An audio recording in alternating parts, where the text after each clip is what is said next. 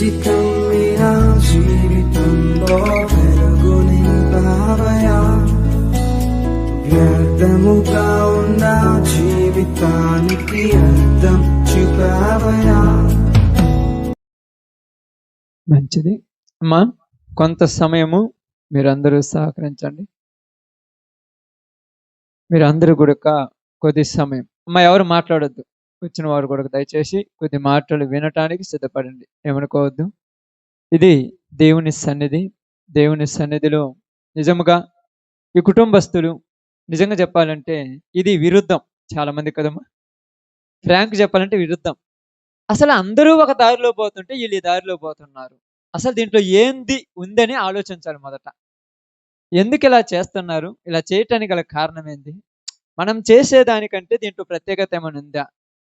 ఇదిగో కొన్ని చేయాలి, అవి చేయకపోవటం వల్ల కీడు వస్తుంది, కొన్ని చేయకపోవటం వల్ల కుటుంబం మీదకి శాపాలు వస్తాయి. ఇవి వీటికి కూడా భయపడకుండా వీళ్ళు ఇలా చేస్తున్నారంటే దీంట్లో ఏదో ఒక కొత్తగా ఉన్నది, అది ఆలోచించాలి వచ్చిన వాళ్ళు మొదట. దయచేసి వచ్చినటువంటి మనుషులు ఇది ఆలోచించాలి. ఎందుకంటే దీనిలో ఉన్నటువంటి మాటలు జాగ్రత్తగా గ్రహించాలి.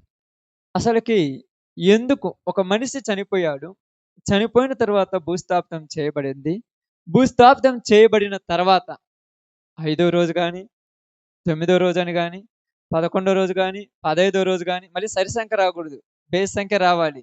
ఈ రోజే పెట్టాలి, ఆ రోజే కోడికి అది ఏదైనా వాళ్ళకి సంబంధించి చేయాలి. అది 10వ రోజు చేస్తే ఏమైనా కీడు వస్తుందా మీదికి? చెప్పండి, మీకు ఆలోచించండి. లేదు 8వ రోజు చేస్తే ఏమైనా కీడు వస్తుందా? 13వ రోజు 14వ రోజు చేస్తే ఏమైనా వస్తుందా? కరోనా టైంలో కుప్పలు చనిపోయారు. వాళ్ళకి ఎవరు చేశారు ఇవన్నీ నాకు అర్థం కాలేదు. ఎవరైనా చేశారు ఇక్కడ ఉన్నోళ్ళు? ఎవరైనా చేశారమ్మా? మరి ఈ రోజులలో జాగ్రత్తగా నాడి ఒక విషయాన్ని మనం అర్థం చేసుకోవాలి. అసలుకి ఇది ఎందుకు చేస్తున్నారు, దీన్ని చేయవలసిన అవసరం ఏమన్నా ఉందా? చెప్పండి, ఉందా లేదా? లేదన్నారు అనుకోండి చేయకూడదు, ఆపేయాలి. ఉందన్నారు అనుకోండి ఎందుకు చేస్తున్నారో చెప్పాలి. మొట్టమొదటి గమనించవలసింది అది. మనం లోకములో కొన్ని పరిస్థితులు ఏమయ్యాయంటే ఒక దారిలో కొంతమంది పోతున్నారు, వెనకున్న వాళ్ళు కూడా అదే దారిలో పోవటం అలవాటు చేసుకున్నారు. ఇది అలవాటుతో వచ్చిందని మనం పెద్దగా భయపడాల్సిన పని లేదు. తర్వాత ఏమైందంటే కొద్ది రోజుల తర్వాత మధ్యలో ఒక వ్యక్తి వచ్చి ఈ దారి బాగలేదు, ఈ దారి బాగుందంటే ఇప్పుడు ఆ దారిలో నడుస్తున్నారు వీళ్ళు కూడక. అది కూడా గడ్డి బొడ్డి ఉన్న దారి, నడవక ఏమైంది, అది కూడక దారి పడింది. ఇప్పుడు ఏమైందో తెలుసా, 2 దారులు వచ్చినాయి. వీళ్ళేమన్నారు, మీ దారిని మీరు పోండి, మా దారిని మేము పోమన్నారు. ఇప్పుడు 2 దారులు ఉన్నాయి. ఇప్పుడు 2 దారులలో ఏ దారిని వెళ్ళిపోవచ్చు, కానీ ఏ దారిని వెళ్ళిపోయినా కూడా ఊరికి ఇబ్బంది జరగదు. ఇక 3వ వాడు ఒకడు వచ్చి ఇంకో దారి పెడతాడు. ఎందుకంటే నచ్చకపోతే దారులు పెట్టుకుంటారు కదా. అసలుకి ఇన్ని దారులు ఎందుకు రావాలి, ఇవన్నీ అవసరమా, ఇవన్నీ ఏమైనా ఉందని ఆలోచించడం అంటే ఆ ఒక్కరోజు బాగానండి, ఆ ఒక్కరోజు వస్తారు, అదేదో చేస్తారు, అదేదో జరుగుద్ది, అయ్యేయో అయిపోతాయి, ఇంటికి పోయిన తర్వాత ఊరి పని వాళ్ళు చేసుకుంటారు. ఈ ఒక్క రోజుతోనే జనాలకు సమస్య వచ్చింది. ఈ రోజుతోనే సమస్య వచ్చింది. ఈ సమస్య దగ్గర ఏమైపోతున్నారంటే సతమతం అయిపోతున్నారు చాలా మంది.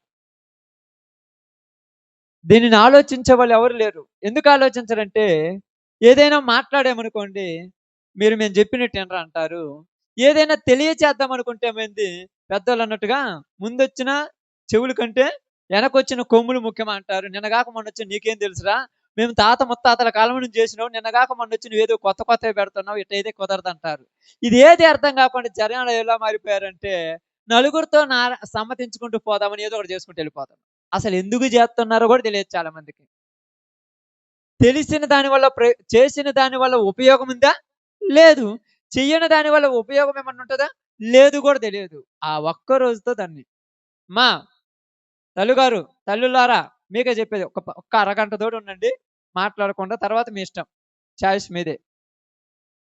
కొద్ది మాటలు, మీరు వచ్చింది పెద్ద ఆయన కొరకు వచ్చారు కాబట్టి ఆయన గురించి మీరు ఆలోచించాలి 10 నిమిషాలు. ఓకే, బాగానండి. ఈ సమయంలో కొద్ది మాటలు నేను మీకు చెప్పి నేను ముగిస్తాను. ఎందుకంటే వాక్యం నేను చెప్పదలుచుకుంటే చాలా టైం పోతుంది. నేను వాక్యం ఏం చెప్పను కానీ హెచ్చరికలు చెప్పేస్తాను జాగ్రత్తగా. బైబిల్ గ్రంథంలో నుంచి మామూలుగా అయితే ఈరోజు వేరే దైవజనులు గారు జానరాజు గారు రావాలి, కొద్దిగా అనారోగ్యంతో రాలేకపోయారు కాబట్టి ఈ టయాన్ని నేను ఫిల్ చేయాల్సి వస్తుంది, అంతేం లేదు. లేకపోతే ఇంకొక విధంగా ఉండేది.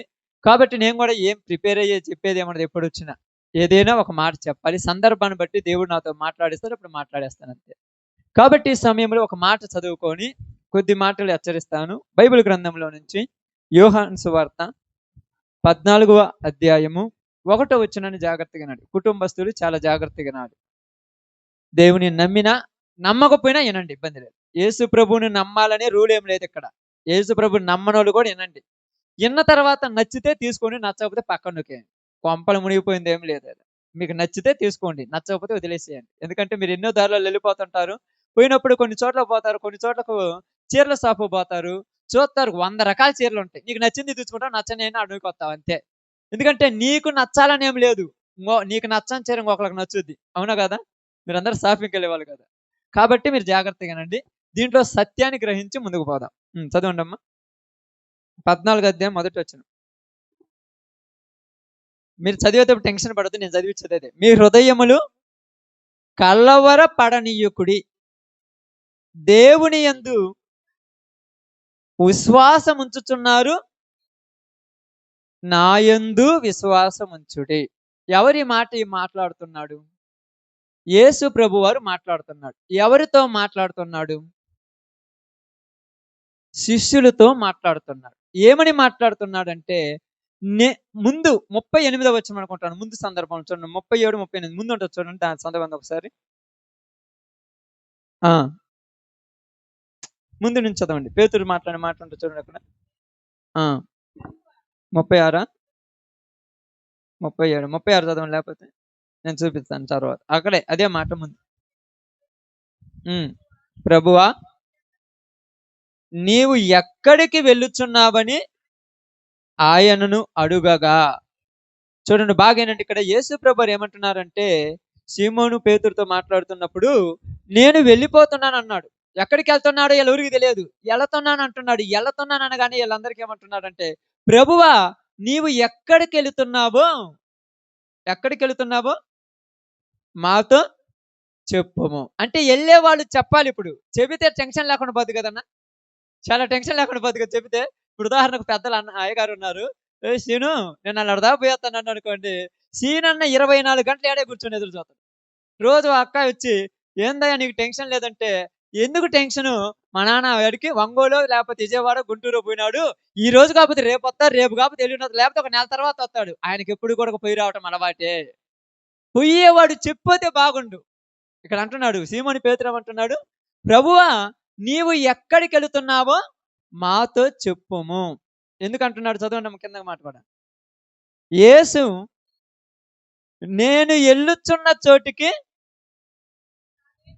నీవు ఇప్పుడు నా ఎంట రాలేవు గాని తర్వాత వస్తావు. అది గుర్తుపెట్టుకోవాలి మన అందరం కూడా. ఏం చెప్పాడంటే యేసు ప్రభు వారు శిష్యులందరినీ పిలుచుకొని వాళ్ళతో మాట్లాడుతున్నాడు. పేతురు నేను వెళ్తున్నాను అన్నాడు.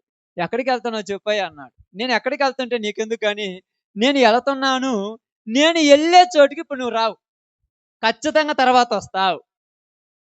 బాగా అర్థం చేసుకోండి. ఇప్పుడైతే తర్వాత ఖచ్చితంగా వస్తావు. ఈ మాట మనం ఎందుకు అర్థం చేసుకోవాలంటే, పెద్దలు వెళ్ళిన చోటికి ఇప్పుడు ఎవరు పోవాలనుకుంటారా? పెద్ద అనుభవం చోటుకి ఊరికంట ఆలోచన ఉందే పోవాలని.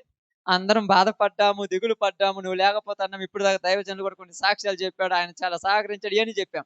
ఇంత ప్రేమ కలిగిన వాళ్ళము ఆయనతో కలిసి ఎవరైనా పోతామా? ఎవరైనా పోయే వాళ్ళు ఉన్నారా? పోము.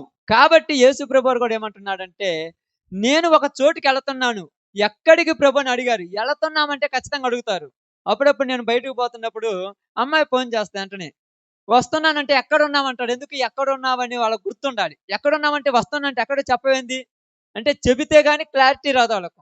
ఇప్పుడు మీరు కూడా ఎప్పుడైనా బయటకు పోతారు అనుకోండి, అన్నయ్య పోతుంటాను, నేను పనికి పోతానంటే ఏం పనికి పోతున్నాను అడుగుతామా? ఎందుకని అడుగుతారు చెప్పండి? ఎంక్వైరీ కోసమా?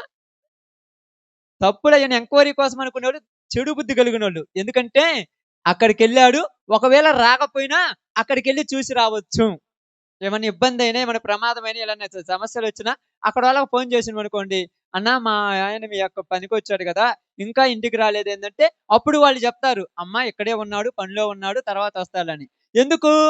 అడిగి తెలుసుకోవటానికి ఎక్కడికి వెళ్ళాడో చెప్పాలి. ఇప్పుడు యేసు ప్రభు వారిని కూడా ఈయన అదే అడుగుతున్నాడు. ఇదిగో ప్రభువా, నువ్వు ఎక్కడికి వెళుతున్నావో మాతో చెప్పుము అన్నాడు. యేసు ప్రభు వారు కూడా సమాధానం కరెక్ట్గా చెప్పాడు. నేను ఇప్పుడు వెళ్ళే చోటుకు మీరైతే ఇప్పుడు తర్వాత ఖచ్చితంగా ఎంతమంది మోకులతో కట్టేసి మీరు వస్తారు అంతే. మీరు అందరూ అంటారు చూడండి, బాక్సులు పెట్టి లోపల అరమరాలో కిటికీలు అంటే తలుపులు పెట్టి తాళం వేసి లాకర్లో బంధించిన ఆ టైం వచ్చినప్పుడు నువ్వు వస్తావు. అది గుర్తుపెట్టుకోవాలి. అందుకని ఏమంటున్నాడు తెలుసా, కిందికి వచ్చిన తర్వాత అదే 14 ఏమంటున్నాడు, మీ హృదయములను కలవరపడనీయకుడి. ఎందుకంటే ఎక్కడికో నేను వెళుతున్నానని మీలో తొందరపాటు వల్ల మీరు బాధపడొద్దు. నేను ముందెళుతున్నాను, తర్వాత మీరు వస్తారు కాబట్టి మీరు హృదయాలను కలవరపడనీయకుడి. ఎందుకంటే చాలా మందిలో టెన్షన్స్ ఉంటాయి. ఆ బాధలో ఏది చేస్తుంటారో తెలియదు.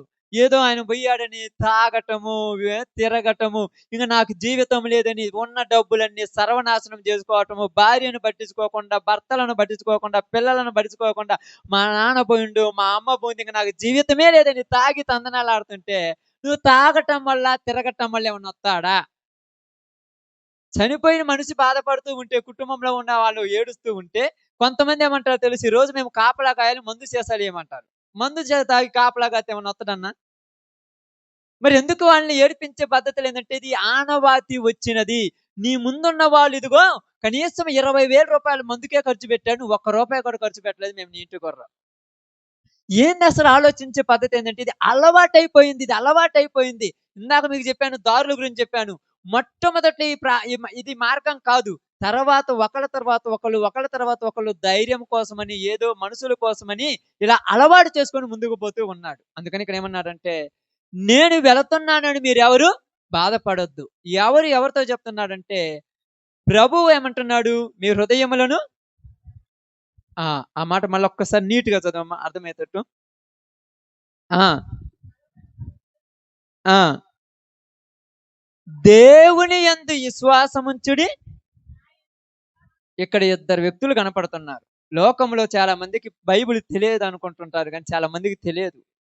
పబ్లిక్‌గా నీట్‌గా ఏమంటున్నాడు, దేవుని యందు, మరి నా యందు గూడా, మరి దేవుడెవరు? మరి ఈయనెవరు?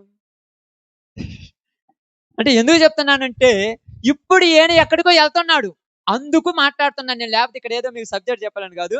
ఇప్పుడు ఈయన ఎక్కడికెళ్తున్నాడు? ఎక్కడికి? నేను తండ్రి దగ్గరికెళ్తున్నాను. ఎక్కడికెళ్తున్నాడు? నేను తండ్రి దగ్గరికెళ్తున్నాను. కాబట్టి మీ హృదయాలను కలవరపడనీయకుడి. ఎందుకు తండ్రి దగ్గరికి పోతున్నాడు ఆయన? ఇప్పుడెందుకు పోతున్నాడు చెప్పండి? ఇప్పుడు అప్పుడప్పుడు మీరందరూ ఉన్నారు కదా! మీకు అర్థం కావటం చెప్తాను. మీరున్నారు. మీ ఇంట్లో మీ యొక్క భర్తలుంటారమ్మా. మీ భర్తలు పొద్దున్నే లేచిన వెంటనే అంత అన్నం తినేసి, రెడీ అయ్యేసి క్యారేజ్ పట్టుకొని పోతుంటారు. మీ పిల్లలు ఏమంటారంటే, "ఎక్కడికి నాన్న పోతున్నావు? నువ్వు వద్దంటారు." చిన్న పిల్లలకి అలవాటు కదా పాపం. "నువ్వు వద్దు, నీ వద్దు" అంటాడు. ఇప్పుడేమంటాడంటే, "నేను ఎళ్ళకపోతే నీకేముండదు." ఆమేన్. నేను ఎళ్ళకపోతే నీకు ముద్దుండదురా. నేను బయటికెళ్ళి పని చేసి మళ్ళా ఆ జీతం తీసుకొని వస్తే నీవు, నేను, మనందరము ఈ ఇంట్లో కూర్చొని అన్నం తింటాము. కాబట్టి నేనెళ్ళాలి. అలాగే యేసు ప్రభువారు కూడా ఏమన్నాడంటే, నేనెళ్ళకపోతే మీకు స్థలము ఉండదు. నేనెళ్ళాలి. మీరందరూ ఏమంటున్నారంటే, ఎందుకెళ్ళాలి? ఎందుకెళ్ళాలంటే, ఆయనెళ్ళాలి. ఎళితేనే అక్కడ మనకు స్థలం సిద్ధపరిచి మళ్ళా వస్తానన్నాడు. ఎళ్ళాలాయన. చాలా మందికేమంటారు, యేసు ప్రభు ఎందుకు చచ్చిపోయాడు? ఆయన చచ్చిపోకూడదు గదా! దేవుడైతే చచ్చిపోకూడదు కదా అంటారు. ఎందుకంటే, నీ ఒంట్లో ఉన్నటువంటి నీ భర్త గూడక పనికి పోకుండా ఇంట్లో ఉంటే నీకు పూట గడుగుద్దమ్మా? ఏ రోజైనా చూడండి, ఉద్యోగాలు మానుకొని అందరూ ఇళ్ళలో కూర్చుంటే ఎట్లుంటదమ్మా? ఈరోజు చాలా మంది ఏమంటారు, ఉద్యోగం చేద్దును మనిద్దరం ఎదురుమల్ల కూర్చుందాం. 4 రోజులు ఆ పెద్దోళ్ళు, గిద్దోళ్ళు సంపాదించిన ఒక ఎకరో, అరెకరో పొలం ఉంటది. ఏదో ఒక ఇల్లు, బొల్లు ఉంటది. అయన్నీ తిని తాగేసిన తర్వాత ఏమంటారంటే, ఇక అన్నం ఎట్టాగనగాని ఏమనుకుంటారు?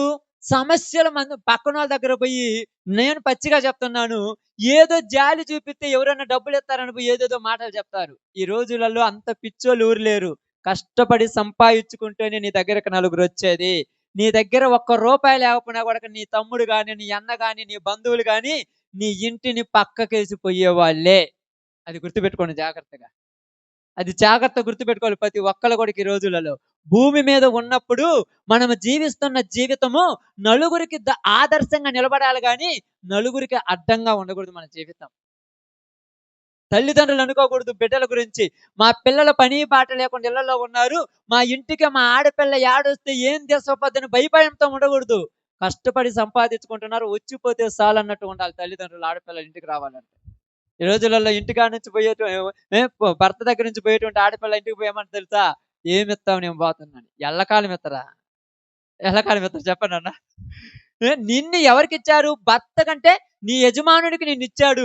ఆయన నీ కొరకు సిద్ధం చేస్తారు. అలాగే ఇంతకుముందు మనము కూడా లోకం అనే పాపంలో ఉంటే, ఆ పాపంలో నుంచి బయటకొచ్చి యేసు ప్రభు వారికి హక్కుదారులుగా మారిపోయాం. యేసు ప్రభువులోనికి వచ్చాము కాబట్టి, మన ప్రభువు మనకి ఈరోజు ఏం చేస్తున్నాడంటే, లోకంలో మీకు ఎన్నిచ్చినా, ఏదిచ్చినా మీకు తృప్తి ఉండదు. ఎందుకంటే అందరూ ఒకరోజు పోయే వాళ్ళే. అది ఖచ్చితంగా గుర్తుపెట్టుకోవాలయ్యా. ఈరోజు నాకేదో 38, 39 సంవత్సరాలు నేను ఇంక బతుకుతాను అనుకోకూడదు. అందరము పొయ్యేవాళ్ళమే. పొయ్యేటువంటి మనకేముండాలంటే, పోతున్న వాళ్ళని చూసి మనం ఒకటి నేర్చుకోవాలి. ఏమి నేర్చుకోవాలంటే, పోయిన వాళ్ళు ఎక్కడికి పోయారు? ఉన్న మనము ఎక్కడికి పోతాము? అది ఇద్దరి మధ్య ఉన్నటువంటి సంభాషణ ఇక్కడ. వీళ్ళిద్దరి మధ్య జరుగుతుందేందంటే, నేను పోతున్నానంటే ఎక్కడికి పోతున్నావో చెప్పు. చెప్పేదాకా వదలరా. వదలరా అసలు చెప్పేదాకా వదులుతురా. ఒకవేళ చెప్పకుండా వెళ్ళిపోయారనుకో, మీ దగ్గర అందరి దగ్గర చిన్నవి ఉంటాయి సెల్ ఫోన్లు అట్లాంటి. ట్రింగ్ ట్రింగ్ అనిపిస్తుంటాడు. ఈడికి కోపం వచ్చి ఏం చెప్పమంటే యాడికి పోతున్నావు చెప్పకుండా పోతున్నావే అని. ఈ భర్త పని చేసేవాడికి కోపం వచ్చి ఆ పనిలో కూడా ఏమంటాడు తెలుసా? చిరాకు పడిపోతుంటే ఆ యజమాని అంటాడు, నువ్వు పని బాగా చేయట్లేదు ఇంటికి పొమ్మంటాడు. ఎందుకంటే తెలిస్తే గాని కుదార్తత లేని మనుషులు మన మనుషులం. ఎక్కడికి వెళ్తున్నారో తెలిస్తే గాని మనకేముండదు, కుదార్తత ఉండదు. ఈరోజు ఎవరికీ తెలియదు ఎక్కడికి వెళ్తున్నా. ఇదేదో నేను ఇందాక అన్న గురించి చెప్పినట్టుగా విజయవాడ మందులకు పోయి వచ్చినంత ఈజీ కాదు. అంతే కదా? నెలకు ఒకసారి పోతుంటాడు మన పాపం.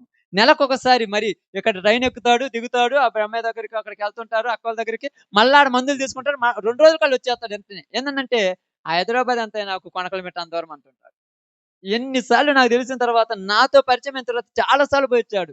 మేము ప్రార్థనకు వెళ్తున్నప్పుడు ముందే 2 రోజులు నేను ప్రార్థనకు రాను పాస్టర్ గారు అంటాడు. ఎందుకంటే నేను మందులు పోతుంటాడు. 3వ రోజు ఆయనే ఫోన్ చేస్తాను, నేను వచ్చాను ఈ రోజు ఎక్కడికి పోవాలి నాకు ఫోన్ నన్ను పిలువు. అసలు ఆ చివరి 2 సంవత్సరాలలో నాతో ఆయన పెంచుకున్న పరిచయము వీళ్ళతో కూడా లేదు నాకు ఆ పరిచయం. ఇలా అన్నదమ్ములు కూడా నిజంగా వాళ్ళు తెలుసేమో కానీ నాతో ఎంత పరిచయం ఉన్నాడంటే, మేమిద్దరం ఎక్కడికైనా పోయి భోజనం చేసేవాళ్ళము, ఎక్కడైనా ఉండేవాళ్ళం, ఎక్కడైనా తిరిగేవాళ్ళం, ఎక్కడికి పోయినా అలా తిరిగాడు. ఈ చివరి దినాల్లో ఎందుకు వెంబడించాడంటే, ఆయనకు ఏదో ఒక స్థలం దేవుడు సిద్ధపరిచాడు. దాని కొరకు సిద్ధపడాలంతే. అందుకే ఇక్కడ ఏమన్నారు తెలుసా? ఇదిగో నేను వెళ్ళే స్థలమునకు మీరు ఇప్పుడు రాలేరు. ఇప్పుడైతే రాలేరు. తర్వాత ఖచ్చితంగా నువ్వు వద్దన్నా వస్తావు. ఇప్పుడు ఆ స్థలానికి వెళ్ళాలన్నదే మన కోరిక. అంతేనా కదక్క? ఆయన వెళ్ళే స్థలానికి. ఇప్పుడు ఈయన ఎక్కడికి వెళ్ళి ఉంటాడు చెప్పండి మీకు అర్థమైతే? ఇక్కడ ఉన్న వాళ్ళు ఎవరైనా గుర్తున్న వాళ్ళు ఉంటే, మనకేం తెలుసన్నా అనుకుంటాం కదా?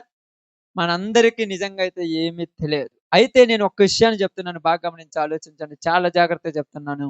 బైబిల్ గ్రంథంలో నుంచి అపోస్తలుడైనటువంటి పౌలు గారు తెస్సలోనికి రాసినటువంటి మొదటి పత్రిక 4వ అధ్యాయము 13వ వచనం నుంచి నిదానంగా చదువుదాం. తెస్సలోనికి రాసిన మొదటి పత్రిక 4వ అధ్యాయం 13 నుంచి. సహోదరులారా, నిరీక్షణ లేని ఇతరుల వలె మీరు ఏడుస్తూ ఉండకూడదని. బాగా చెప్తున్నాను. నిరీక్షణ లేని వాళ్ళంటే, నిరీక్షణ అంటే ఏంది? ఎదురు చూపు. అంటే ఎదురు చూపు లేని వాళ్ళకి ఎప్పుడూ బాధే. ఎప్పుడు వస్తాడో తెలియదు, ఎక్కడున్నాడో తెలియదు, ఏమున్నాడో తెలియదు. అందుకని ఇక్కడ పౌలు గారు అంటున్నారు, ఇదిగో ఆ టైంలో యేసు ప్రభు వారు పేతురుతో చెప్పినాడు కదా, ఎక్కడికి వెళుతున్నానో నేను చెప్పానన్నాడు కదా, ఆ స్థలం గురించి మాట్లాడుతున్నాడు. నిరీక్షణ లేని ఇతరుల వలె మీరు దిక్కుపడకుండా నిమిత్తము మీకు నేను ఒకటి చెప్తున్నాను. ఏం చెప్తున్నానంటే, నిద్రించుచున్న వారి గురించి మాట్లాడుతున్నాడు. చదువు. నిద్రించుచున్న వారిని గూర్చి మీకు తెలియకుండుట నాకు ఇష్టము లేదు. ఎందుకంటే నిద్రించుచున్న వారి గురించి మీకు తెలియకుండుట నాకు ఇష్టం లేదన్నాడు. ప్రియ సహోదరి సహోదరులారా, చెన్నయ్య గారు ఈ లోకములో తన యాత్ర ముగించుకొని నిద్ర అనేటువంటి అవస్థలోనికి వెళ్ళిపోయారు. ఎలాగంటే మీరు లూకా సువార్త 2వ అధ్యాయం తర్వాత చదువుకోండి. మత్తయి సువార్త అక్కడ రాయబడింది. యేసేపు నిద్రపోతున్నాడు. ఆ నిద్రలో ఎవరొచ్చి యేసేపుతో మాట్లాడారంట?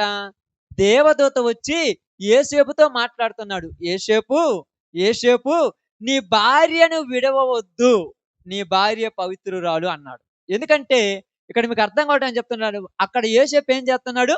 నిద్రపోతున్నాడు. నిద్రలో యేసేపుతో దూత మాట్లాడింది. ఇప్పుడు నిద్రలో మాట్లాడింది యేసేపుకి వినపడింది. మెలుకు రాగానే వెంటనే తన భార్యను చేర్చుకున్నాడట. అంటే నిద్రపోతున్నది ఎవరు? యేసేపు. మరి దూత మాట్లాడింది ఎవరితోటి? మీరు అప్పుడప్పుడు చాలా మంది నిద్రపోతుంటారు తెలుసు. గాఢ నిద్రలోకి వెళ్తారు చాలా మంది. నిద్ర పనులు అన్నాడా? అంటే మీకు ఆ గురించి చెప్పరు. ఇక్కడ మనం నైట్ పడుకున్నప్పుడు నిద్రపోతుంటాం. నిద్రపోయిన వెంటనే 1 గంట కాడు 2 గంటల కాడు సడన్ గా మెలుగుపోతుంది. ఏంటంటే నాకు భయం వేసింది. ఏం భయం వేసిందంటే నిద్రలో ఉరో కనపడ్డారంట. ఏడుండ్రు వాళ్ళు కనపడటానికి నాకు అర్థం కాదు. కలలో కనపడ్డారంట. కలలో కనపడ్డారు. కలలో కనపడింది మరి మర్చిపోవాలిగా. మరి ఎందుకు గుర్తుంటుంది? ఇప్పుడైనా ఆలోచించారా? మీరు నిద్రపోయారు. నిద్రపోయేటప్పుడు మీ కళ్ళ ముందు ఏది జరిగినా మీకు కనపడుతుందక్క? నిద్రపోయే వాళ్ళ కళ్ళ ముందు ఏది కనపడుద్దా? కానీ మీతో ఎవరో మాట్లాడుతుంటారు. ఎవరితో మాట్లాడుతున్నారు? నేనైతే నిద్రపోతున్నాను. మరి వచ్చి ఎవరితో మాట్లాడుతున్నారు అక్కడ? ఆంతర్య పురుషుడు అని రాయబడింది బైబిల్ గ్రంథం. అంటే ఇప్పుడు బాహ్య పురుషుడు ఉన్నట్టుగానే ఆంతర్య పురుషుడు ఒకడు ఉన్నాడు లోపల. వాడు ఎప్పుడు కూడా మెలుకునే ఉంటాడు. అది మనకు అర్థం కాల. దాని గురించి ఎవరికి టెన్షన్ లేదు. దాని గురించి అసలు పట్టించుకునేవాడు లేడు. ఎందుకంటే దాంతో పని లేదు కాబట్టి. పని అంతా దీంతోనేగా. శరీరంతోనేగా పని. అందంగా ముక్కు మొఖం అందంగా ఉండాలి, కాళ్ళు చేతులు బాగుండాలి. దీంతోనే ఆంతర్య పురుషుడు ఒకడు ఉన్నాడు. వాడి గురించి మాట్లాడుతున్నాడు. మనుషుడు ఏమన్నాడు? నేనైతే నిద్రించుచుంటిని కానీ నా ఆత్మ ఏమవుతుందంట? మేలుకొని ఉన్నది అని పరమగీతంలో రాట్లాడుతుంది. నిద్రించుచున్నాను కానీ ఆత్మ మేలుకొని ఉన్నది. ఇప్పుడు ఈ ఆత్మ ఏమైందంటే ఎంగడి చెన్నయ్య గారిలో ఉన్న ఆత్మ ఎంగడి చెన్నయ్యని విడిచి పక్కకు పోయింది. అది అక్కడ జరిగింది. మీరు ఏదో అనుకుంటున్నారు. ఎంగడి చెన్నయ్య గారిలో ఉన్నది ఒక ఆత్మ ఉంది కదా. మీరు ఎలా ఉందంటే ఇప్పుడు దాకా చెప్పాను, నిద్రలో ఒక ఆత్మ ఉందని చూడండి. అది ఇడిచి పక్కకు పోయింది. ఇప్పుడు మన దగ్గర ఆ దేహమే ఉన్నది. ఆ మట్టే. మనము పోయిన వారం 2 వారాల క్రితము ఇక్కడ చూసిందంతా కూడా ఆ దేహమును మనం చూసినప్పుడు అందరికీ ఏమనిపించిందంటే, ఇక మమ్మల్ని విడిచి వెళ్ళిపోయావు కదా, ఇక మమ్మల్ని విడిచి వెళ్ళిపోయావు కదా, ఇక మమ్మల్ని విడిచి వెళ్ళిపోయావు కదా, ఇక నువ్వు మాకు కానరావు కదా అనిపిస్తుంటది. అవునా కదా? ఎందుకంటే చూడండి, ఎంగడి చెన్నన్న గురించి ఎందుకు చెప్తున్నానంటే, ఊరైన మనిషి అన్న గురించి ఇక్కడ సందర్భంగా చెప్తున్నాను. ఆయనలో ఉన్నటువంటి ఆ ఆత్మ ఆయనలో ఉన్నంత వరకు ఇంచుమించు 4-5 నెలలు అమ్మా, 4-5 నెలలు అన్నం తినకుండా ఆయన ఉన్నాడు. తెలుసో తెలియదు మీకు కదా. కేవలం నీళ్లతోనే ఉన్నాడు. నాకు చాలా సార్లు నేను వచ్చినప్పుడు చివరిసారిగా ఆయన అన్నం తిన్నది కూడా నాతోటే. పొద్దులు మేమిద్దరం వెళ్ళినప్పుడు అక్కడ తిన్నాడు. కొద్దిగా అన్నం మెతుకులు తిన్నాడు. నాకు తినబుద్ధి కాలేదు అన్నాడు కూడా. ఓకేలు అన్నని చెప్పాను. ఇంటికి వచ్చిన తర్వాత రాగజావ చేసుకొని తాగుతున్నాడంట. నాకైతే 2-3 సార్లు ఫోన్లో మాట్లాడి చెప్పాడు. ఈ 4-5 నెలలు కూడా అన్నం తినకుండా బతికాడు. ఎలా బతికాడు చెప్పండి? నీళ్లతోనే బతుకుతాడా? బతకొచ్చు. మరి ఎలా బతికాడు? ఇప్పుడు మొన్న వారం అంతకుముందు వారంలో అప్పుడు కూడా ఆయన అన్నం తినలే. తర్వాత ఆయనలో ఉన్నటువంటి ఎంగడి చెన్నయ్య గారిలో ఉన్నటువంటి ఆత్మ పక్కకు పోయింది. ఇప్పుడు ఆయన కూర్చోబెట్టొచ్చు అట్నే ఉంచుతారమ్మా, మీరు ఉంచుకుంటారా? ఆ ఆత్మ ఎప్పుడైతే పక్కకు పోయిందో వెంటనే అందరికి ఫోన్లు చేసి, ఇక మా నాన్న లేడు, మా మామ లేడు, మా తండ్రి లేడు, మా తాతయ్య లేడు, యాడికి పండు ఉన్నాడు కాన్నే. 2 చేతులు అయ్యేగా, 2 కాళ్ళు అయ్యే కదా, ఆయన ముక్కు అదే కదా, ఆయన ప్రవర్తన అదే లేడు అంటున్నాడంటే ఆయన లోపలున్న ఆయన లేడు. ఆ లోపలున్న ఆయన ఉంటేనే నీకైనా నాకైనా మనందరికీ విలువ. ఆ లోపల ఉన్నది లేకపోతే నేను ఎంపీనైనా ప్రధానమంత్రినైనా లేకపోతే కొన్ని వేల కోట్లున్నా నన్ను తీసుకొచ్చి అక్కడ బండేయాల్సింది. ఆ లోపల ఉన్నది ఒకటి ఉన్నది. అతడు పోతున్నాడు, నేను పోతున్నానని చెప్తాను. ఆ లోపల ఉన్నాయి, నేను వెళ్ళిపోతున్నాడు. ఎక్కడికి పోతున్నావంటే నేను వెళ్ళే చోటుకి మీరు ఇప్పుడు రారు, ఎవరు పోరు ఇప్పుడు. కానీ ఒక టైం వచ్చినప్పుడు నీకు ఒక టైం వస్తుంది కదా. ఆ టైం వచ్చినప్పుడు నువ్వు కూడా ఏం కావాలి?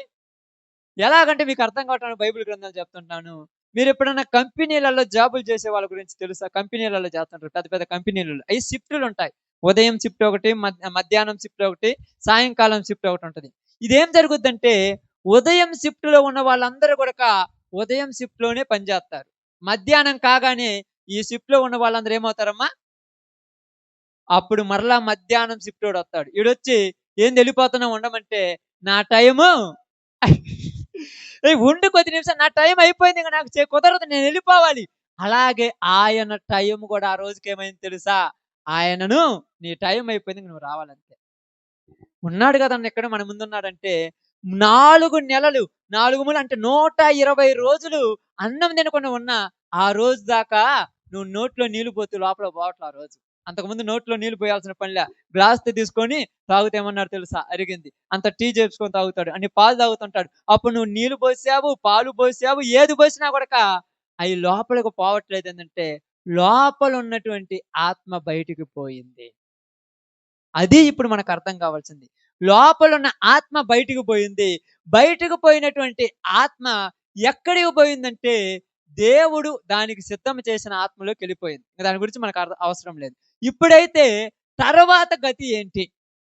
ముగించుకుందాం. తర్వాత గతి ఏందైతే, యోబు గ్రంథము 14 అధ్యాయము మీకు అర్థం కావట్లేదు, త్వరగా టక్క చదవాలి మీరు చదివేవాళ్ళు. ఎందుకంటే టైం లేదు. 10 నిమిషాలలో సప్ప చదివేసేయండి, అర్థం కావట్లేదు. 14 అధ్యాయము తీశారమ్మా?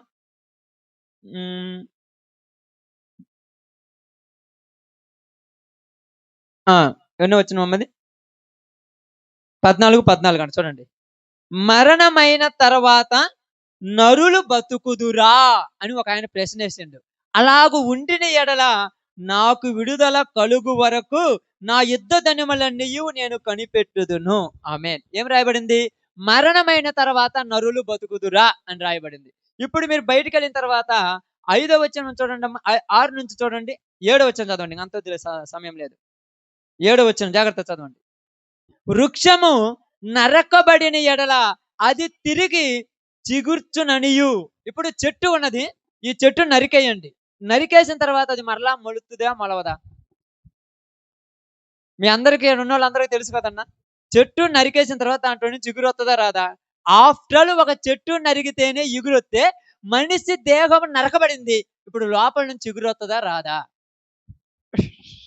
ఇది అర్థం కాదు జనాలకి ఈ రోజుకి. ఎవరు కూడా అర్థం కాదు. ఆఫ్టర్ ఆల్ ఒక చెట్టే కదా. మీరు ఎప్పుడైనా చూడండి, మొద్దులోకి చూడండి, నీటి వాసన తగలటం వలన, ఏం వాసన అంట? నీటి వాసన తగలటం వలన కోగిటేరు లోపల ఉంది. ఏ ఏరది? కోగిటేరు ఉంది. ఆ కోగిటేరుకు నీటి వాసన తగిలినప్పుడు మళ్ళా పచ్చగా వస్తుంటది మొలక, పచ్చగా వస్తుంటది. అప్పుడు మీరేమంటారు తెలుసా? పెట్రోల్ పోసి తగలబెడితే గానీ జావదంటారు. మీరు మొద్దును చంపేయగలరు కానీ దాని లోపల ఉన్న ప్రాణమును చంపలేరు. చాలా జాగ్రత్తగా గమనించండి. మొద్దు తీసేసి తీసుకెళ్ళి ఎక్కడైనా వేయండి, అక్కడ చుట్టుపక్కల నీళ్ల వాసన తగిలింది అనుకో, మళ్ళా అక్కడ నుంచి మొలుతుంటది. ఆఫ్టర్ ఆల్ ఒక చెట్టుకే దేవుడు ఇంత గొప్ప ప్రాధాన్యత ఇస్తే మనిషి జీవితం ఏంటి మరలా నాకు అర్థం కాల. అదే రాయబడి చూడండి, చూడండి. దాని లేత కొమ్మలు వేయుననియు నమ్మకము కలదు, దాని వేరు భూమిలో పాతదైపోయినను, దాని అడుగున మొద్దు మంటిలో చితికిపోయినను, నీటి వాసన మాత్రము చేత అది చిగుర్చును, అది లేత మొక్క వలె అది కొమ్మలు వేయును. అయితే నరులు మరణమై కదలలేక పడియుందురు, నరులు ప్రాణం విడిచిన తర్వాత వారు ఏమైపోవుదురు. చెట్టు గురించి ఇంత చక్కగా చెప్పినప్పుడు మరి నరుల గురించి ఎందుకు మనం ఆలోచించాలి? ఈరోజు 100 సంవత్సరాల చెట్టు ఉంటది, నరికేస్తావు, నరికేసిన తర్వాత ఇంకా దాన్ని అంతరించిందాం అనుకుంటావు. మీ అందరికీ తెలుసు తెలియదు, జేసీబీ పెట్టి లోపల ఏర్లతో సహా పీకేపుతున్నారు ఈ రోజుల్లో. ఎందుకంటే నీ ఎప్పటికీ మొలకలు రాకూడదు, అంతేనా? కొద్దిగా మొక్కున్నా కూడా ఏమవుద్ది? వస్తుంది. ఇప్పుడు ఈయన దేహం ఎక్కడో ఒక చోట ఉంది, లేదా ఉంది చెప్పండి. ఈ దేహానికి మొలకలు వస్తాయా రావా? ఇది పాయింట్ ఇప్పుడు మనది. ఇప్పుడు మీరేమంటారు? ఈడ కొట్టేసినది ఏది? అది యాప చెట్టుని ఆడ కొట్టేసినావు, తీసుకెళ్ళి అక్కడ ఏడనో ఎంగడచన్నంలో చేటక నీకు ఆ తోటలో నీకు ఒక గట్టునేసేసావు. కొన్ని రోజులకు బోర్ వేసి ఆ చుట్టుపక్కల నీళ్లు పారగానే ఆ ఏరుకు మళ్ళా మొలకొత్తదిగా. అయితే ఇప్పుడు మనిషిని కూడా ఇక్కడ పడిపోయిండు, ఆ ఏరు పోయింది, ఆ యొక్క ఆత్మ పోయిన తర్వాత తీసుకెళ్ళి అక్కడ వేసేసావు, మరలా అది మొలుతుందా? చెట్టు మొలుతుంది, ఇత్తనం చచ్చిపోతే మరలా బతుకుద్ది, మరి ఆత్మ ఏమో, మరి మనిషి దేహం ఏమవుద్ది? ఇది రోజుకి శాస్త్రవేత్తలకు కూడా అర్థం కాక ఏం చెప్పారంటే, చచ్చిపోయిన తర్వాత గాలిలో కలిసిపోతుంది, మట్టిలో శరీరం మట్టిలో కలిసిపోతుంది. అంటే మట్టిలో కలిసిపోతే అస్సలకి ఆ ఆత్మ అడిగిపోయిందో తెలియాలిగా. ఊరక చెప్పాల్సిన అవసరం లేదుగా. ఇప్పుడు నేనున్నాను అనుకోండి, ఒక 10,000 ఉదాహరణకు సీనియర్ నాకు ఇచ్చాడు. నేను బయటకు పోయి నా ఇష్టం వచ్చినట్టు చేస్తే ఏం చేసావంటే, అవి ఎట్టో పోయి నేను ఒప్పుకుంటావన్నా? లెక్క చెప్పాలి ప్రతి ఒక్కడు గూడక. ఇప్పుడు దేవుడికి కూడా మనకు లెక్క చెప్పాలి. చెప్పకపోతే ఆయన దేవుడే కాదు నా దృష్టిలో. నేను ఇదే చెప్తున్నాను. నేను దేవుడే కాదు. నా చదివి వేస్ట్‌గా ఉద్యోగాలు వదిలిపెట్టడం కూడా నేను వేస్టే. నేను లెక్క చెప్పకపోతే ఆయన దేవుడే కాదు. నేను అదే చెప్తాను ఎవరికైనా. యేసు ప్రభువారు దీనికి లెక్క చెప్తేనే ఆయన దేవుడుగా నేను నమ్ముతాను. లేకపోతే నేను నమ్మనంతే. మరి లెక్కేందో ఉన్నదిక్కడ. చూద్దాం బైబిల్ గ్రంథంలో తీయండమ్మా. కొరింథీయులకు రాసినటువంటి మొదటి పత్రిక 15వ అధ్యాయం అనుకుంటా తొందరగా. 15వ అధ్యాయంలో అమ్మ.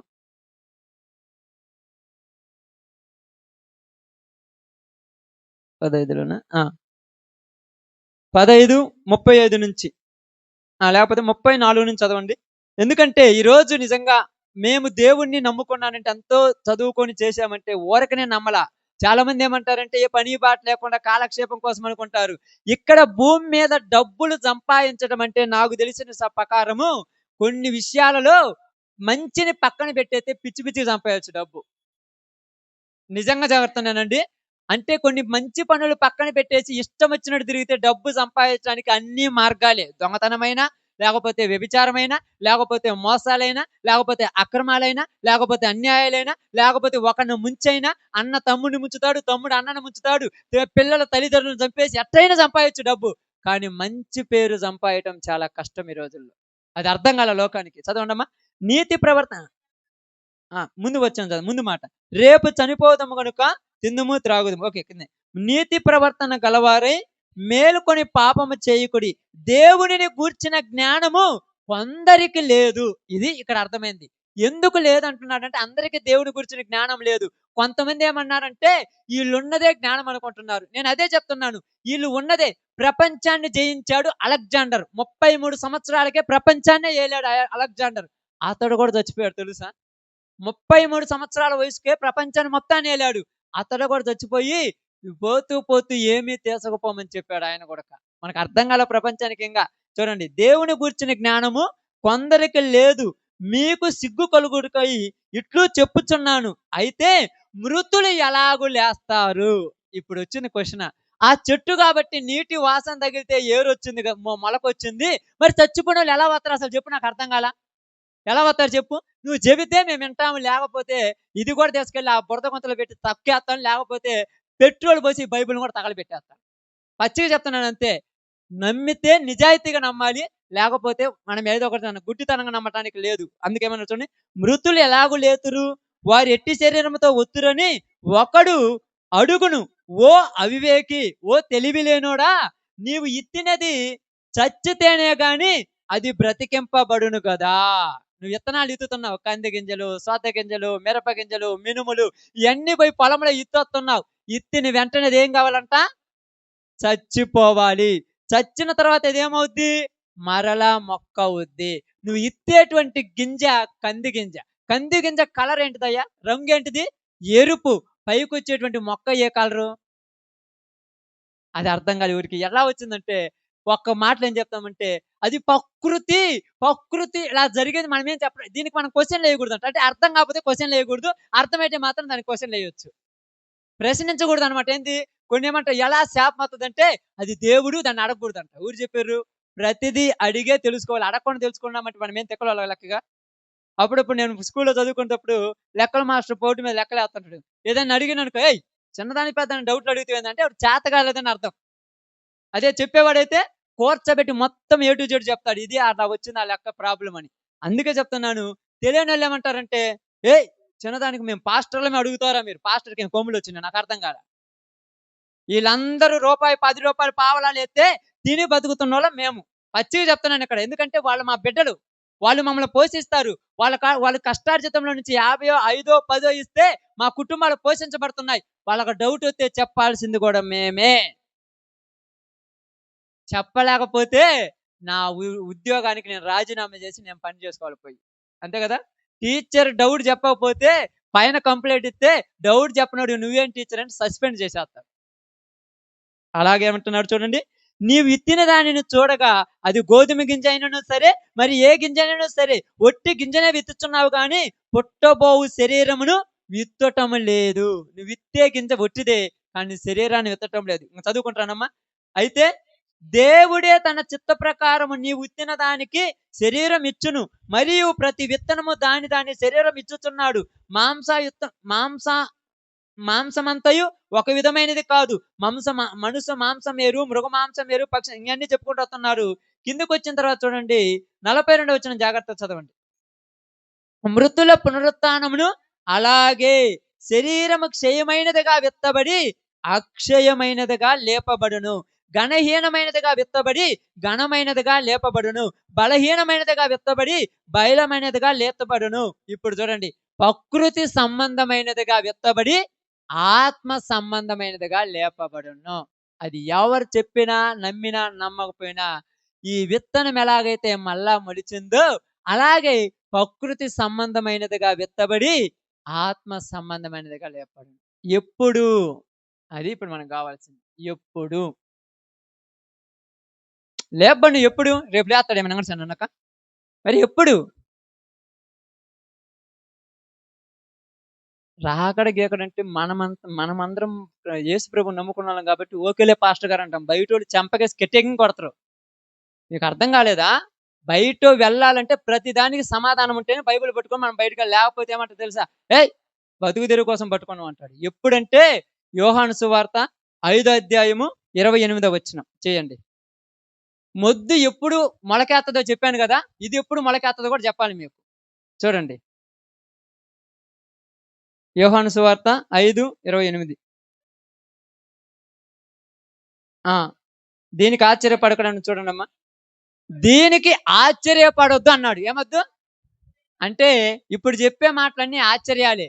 దీనికి ఆశ్చర్యపడకుడి, ఒక కాలం వచ్చుచున్నది, ఆ కాలమున సమాధులలో ఉన్నవారందరూ ఆయన శబ్దము, ఎలాగైతే నీటి వాసన వలన ఈ ఏరు మొలుతుందో, ఈ యొక్క మొద్దు మళ్ళా మొలకెత్తుందో, యేసు ప్రభు వచ్చినప్పుడు ఆయన శబ్దం వినినప్పుడు ఈ దేహాలు కూడా మళ్ళా మొలుస్తాయి. అది నీటి వాసన అంటే. అప్పుడు పేతురుతో ఏమన్నాడు తెలుసా? పేతురు, నేను వెళ్ళే చోటుకి ఇప్పుడైతే నువ్వు రావు. ఇప్పుడు ఏమన్నాడు? నేను వెళ్ళి మరలా వచ్చి మిమ్మల్ని తీసుకుపోతానన్నాడు. అదే యోహాను సువార్త 14వ అధ్యాయం 3వ వచనంలో ఏమన్నాడు? 14:3. ఇది ఇక్కడే ఉంచండి, అది అక్కడికి వెళ్ళండి. ప్రతిదీ బైబిల్లో నుంచే, కొన్ని సవాల్తో కొన్ని మాటలు కాబట్టి. నేను వెళ్ళి మీకు స్థలము సిద్ధపరిచి నేనుండు స్థలములో మీరు ఉండులాగున మరలా వచ్చి తీసుకుపోతాను. మరలా వచ్చి అంటే నేను వస్తానన్నాడు. ఎందుకు వస్తాడంటే ఆయనకి ఏం పని అంటే ఇక్కడ మనందరినీ తీసుకుపోవటానికి. అప్పుడు ఆయన వచ్చినప్పుడు ఆయన వాసన అంటే ఆయన శబ్దము, ఆది కాలములు ఆ మట్టితో బొమ్మను చేసినప్పుడు ఆయన యొక్క నాసికా రంధ్రంలోకి ఊపిరిని పంపించిన ఆ శబ్దం ఇప్పుడు వచ్చి ఆ మట్టిలో ఉన్నటువంటి మనిషిని అనగానే లేస్తాడంట. ఎట్ట లేస్తాడు? ఏ శరీరం లేదు కదా, మొత్తం దుమ్మైపోయి ఏమంది ముక్కుపోయి కుళ్ళిపోయి కదంటే, ఓ అవివేకి, ప్రకృతి సంబంధమైనదిగా విత్తబడి ఆత్మ సంబంధమైనదిగా లేపబడుతుంది. ఆత్మ సంబంధమైనదిగా లేపబడుతుంది. అది నువ్వు నమ్మినా నమ్మకపోయినా అది నిజం. దీనికి మనందరికి అర్థం కావటానికి నువ్వు కంది గింజ నెత్తితే మొలకొచ్చినప్పుడు అది ఎర్ర గింజ కానీ పచ్చదొస్తుంది. ఎందుకు అలా వచ్చిందంటే దేవుడి ఇష్టం. అది నువ్వు అడగటానికి లేదు. కానీ దేవుడు మనకి ఇలాగ చెప్తున్నాడు, నేను వచ్చినప్పుడు ప్రకృతి సంబంధమైనదిగా విత్తబడిన మిమ్మల ఆత్మ సంబంధమైన లేపుతాను. మరి వీళ్ళందరూ ఆయనకు గుర్తమ్మా? చెప్పండి, గుర్తా? ఎందుకు గుర్తు? ఆమేన్. అది ఇక్కడ లెక్క. నువ్వు 10 లక్షలు సంపాదిస్తే మొత్తం నీకు గుర్తుండవు. నీ బిడ్డలు ఎంతమంది నీకు గుర్తుంటాయా? పిల్లలు పుట్టుంటారు. ఇప్పుడు వెంకటచందన్ గారు ఉన్నారు, ఆయన బిడ్డలు ఎంతమంది, కొడుకులు ఎంతమంది, కోడళ్ళు ఎంతమంది, మనవాళ్ళు ఎంతమంది, మనవరాళ్ళు ఎంతమంది, వీళ్ళందరూ ఆయన గుర్తుంటారా గుర్తులేరా? అప్పుడు అందరి దగ్గర పోయి రాలేదా? వాళ్ళ ఊరు నాకు తెలియదు అన్నాడా? ఆఫ్టర్ మనకే గుర్తుంటే దేవునికి వీళ్ళందరూ గుర్తులేరా? అందుకేమంది ప్రకటన గ్రంథంలో చదవదులే, సముద్రం తనలో ఉన్న వృత్తులను ఇచ్చిందంట, భూమి తనలో ఉన్న వృత్తులను ఇస్తుందంట, ఆకాశం తనలో ఉన్న వృత్తులనంట, పాతాళం తనలో ఉన్న వృత్తులు అందరిని ఇచ్చిన తర్వాత వాళ్ళందరిని లేపి నిలబెట్టి వాళ్ళు చేసిన పనులకు ఒకరోజు తీర్పు వస్తుంది. ఆమేన్. కాబట్టి ఇక్కడ మీకు అందరికి అర్థమైంది. ఇప్పుడు ఈయన గురించి మీరు దుఃఖపడుకుండుట ఆయనకు నచ్చదంట. ఎందుకంటే ఆయన కాడికే మీరు పోతారు కానీ మీ కాడికి ఆయన రాడు. మీకెందుకు టెన్షన్ మేడం? మీరు పొద్దుగూకులు ఏడితే ఏమన్నా ఇప్పుడు బంధువులు వీళ్ళందరూ వచ్చిన బంధువులు ఉన్నారు కదా, మీరందరూ బంధువులే కదా. మనందరము ఒక నెల రోజులు అందరం మేము కూడా మాకు కూడా ఆయన ఆత్మీయ బంధువు, మీకు శరీర బంధువు అయితే మాకు ఆత్మలో బంధువు. అందరం అన్నం అనుకుని ఇక్కడ కూర్చొని ఏడుద్దాం, వస్తాడా? ఇంకా 4 రోజులు ఎక్కువ ఏడ్చిననుకో మనమే పోతాం. కాబట్టి నిరీక్షణ లేని ఇతరుల వలె మీరు ఉండొద్దు. కాబట్టి ఎలా చేయాలంటే మనము కూడా ఆయనలాగా ఉండాలంటే ఆయన చివరి దినాల్లో సువార్త కొరకు ప్రయాసపడ్డాడు. యేసు ప్రభువారు మత్తయి సువార్త 16:15 మార్కు సువార్త 16:15 చెప్పినట్టుగా సర్వలోకమునికి వెళ్ళి సర్వ సృష్టికి నా సువార్త ప్రకటించమన్నట్టుగా ఆయన చివరి దినాల్లో చేసిన పని అదే. ఈరోజు బ్రహ్మయ్య అయినా, ఒక సీనన్న అయినా, ఒక శివన్న అయినా నిజంగా వీళ్ళు ప్రార్థన కాడికి వస్తారో రారు నాకైతే కరెక్ట్ తెలియదు. నేను ప్రాంక్ మగమాటం చెప్తాను, తర్వాత నన్ను వాళ్ళు ఈసారి పిలవకుండా పర్లా. అప్పుడప్పుడు వస్తారో వాళ్ళ పనులు కూడా తెలియదు. ఈయన చివరి రోజుల్లో ప్రార్థన ఉందంటే పరుగులు తీసేవాడు మాతో. ఎందుకు ఈ రోజులలో ఎట్లా చాలా మంది అనేవాడు, నిన్నటిదాకా పేపాలు చేసినాడు, ఈ రోజు ఏంది వాళ్ళతో పోలిసి ఆటో ఎక్కిపోతాను అంటే ఆయన ఏమన్నాడు తెలుసా? ఏదో ఒక రోజు వాళ్ళు తెలుసుకుంటారు ప్రకాశం, మనకెందుకు అంటారు. ఏం మాట్లాడే వాళ్ళని ఏమంటే ఒక మాట కూడా పోతూనే ఉంటాడు, వస్తూనే ఉంటాడు. ఈ ఊరు ఆ ఊరు అని లేకుండా చాలా మంది కనిపించింది. మొన్న అన్నయ్య చదువుతుంటారు, నిజంగా మా నాన్న అంత పరిచర్యలు తిరిగిందంటే మీరు చూసిన మనిషి వేరు, మాతో తిరిగిన మనిషి వేరు. చివరి దినాలలో దేవుడు తన బిడ్డ కావాలి కాబట్టి అలా సిద్ధం చేసుకున్నాడు. కాబట్టి ఈరోజు మీ అందరికీ నేను చెప్పిన ఒక చిన్న మాట ఏంటంటే, ప్రభువునందు నిద్రించిన వారు ధన్యుడు. ఆయన ప్రభువులో ఉండి నిద్రించాడు కాబట్టి ఆయన ధన్యుడు. రేపు వచ్చినప్పుడు ఆయన లేపుతాడు. ఎవరినంటే వీళ్ళనే కదా, అందరినీ లేపుతారు. ప్రతి ఇత్తనం, మనం ఇత్తిన ప్రతి ఇత్తనము మొలిచేతుడిగా అందరం లేపుతాడు. వాని క్రియల చొప్పున వానికి ప్రతిఫలం ఇస్తాడు. కాబట్టి ఇప్పటిదాకా మీరు ఎన్ని చేసినా నాకు అవసరం లేదు. ఈ రోజు నుంచి మీ జీవితంలో పరిచర్యలో ఉండండి. మీరు కుటుంబానికి ఒక మంచి మాటగా నేను హెచ్చరిక చెప్తున్నాను. పరిచర్య ఏంటంటే మన ముందున్నటువంటి వారికి మనం మార్గం చూపించాలి. నువ్వు అంతస్తులు ఇచ్చినా, డబ్బులు ఇచ్చినా, ఏది ఇచ్చినా మరలా మనం ఆశిస్తాం. దేవుని మార్గాన్ని చూపిస్తే మనం ఏమీ ఆశించాం.